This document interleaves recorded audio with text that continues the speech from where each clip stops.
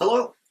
For this video, I just want to give one example that ties to the aspect of how a leader has to lead their team and what a leader has to model for their team in a way and in a situation where it's a rapidly changing environment. Maybe it's very unstable. And how does a leader do that? And their demeanor and how they come across is everything.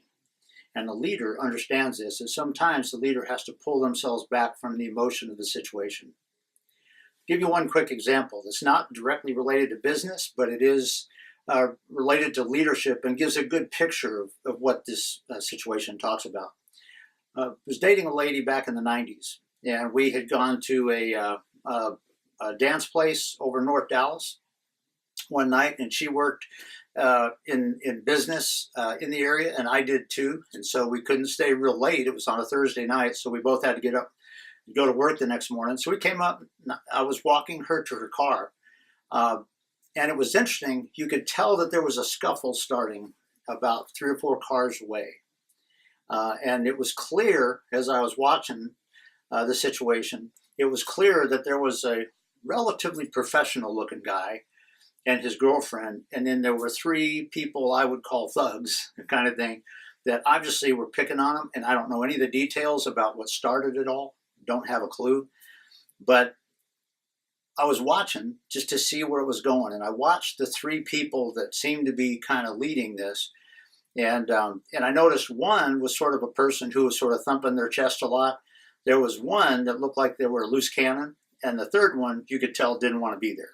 So in my mind, I created my strategy if anything happened over there. And my girlfriend, you could tell, was sort of looking at them and back at me and all this sort of stuff. And I just looked at her. I said, listen, if anything starts over there, you get in your car and you lock it and you don't come out till I tell you to. You understand? And she kind of nodded her head.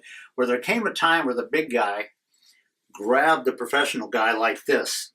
And I took one step toward it, and I looked back at my girlfriend, and her eyes were about this big, and she was moving to get in the car.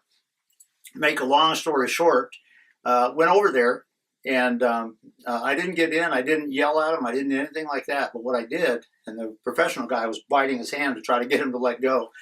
So I grabbed the thug's hand, the big guy's hand, and I leaned down quietly and told the other guy, I said, it's okay, let him go. And when I felt his teeth relax, I pulled the guy's arm out and I twisted it so it was a wrist lock and he couldn't strike me. And I just put my hand in and spun the professional guy out, and I stepped in between. And here's the key. I did not try to puff my chest out. I did not try to thump my chest. I did not try to threaten this guy or anything like that. All I did is I very calmly looked him straight in the eye and I said, do what you want, man, but the fight's over. And that's all I said. And you know, that pretty much ended it. It took a little bit for it to wind down, and but it ended it. And interestingly enough, nothing went beyond that. There was one time when the guy that didn't want to be there came up. He said, I don't want any trouble. I said, man, the best thing you can do is get your buddies out here.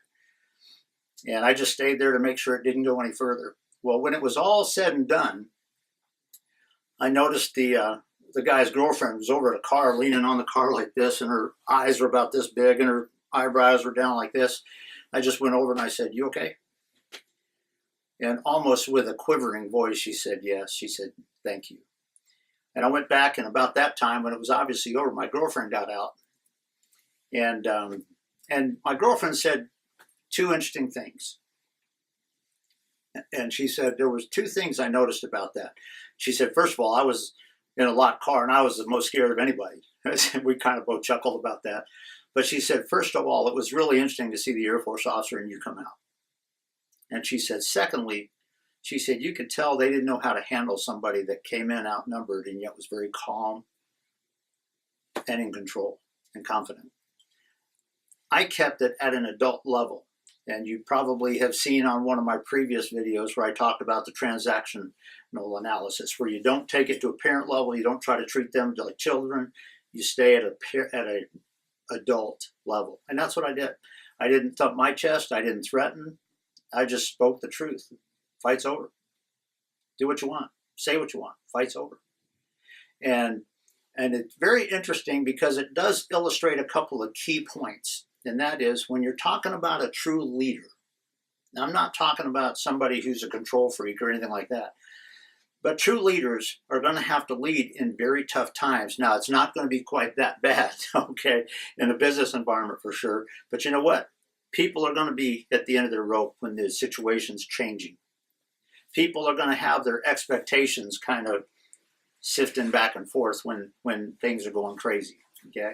And a leader must be willing to lead and show calm and show courage and show that they're in control of themselves more than anything, because that instills confidence in the people that are following you. So you're going to find yourself in situations like that. Not so much physical, but in the business world where you may not know the answer. You got to have that confidence, because that's what's going to model it for the people that you follow. So I leave that with you just as kind of a little bit of a dramatic example of it. But take just that picture of staying in control, staying at the adult level, being confident, not going crazy, and at times when you, the leader, have to pull yourself back from the emotional point of it. Because I'll tell you what, you do that and you're modeling something great for your people.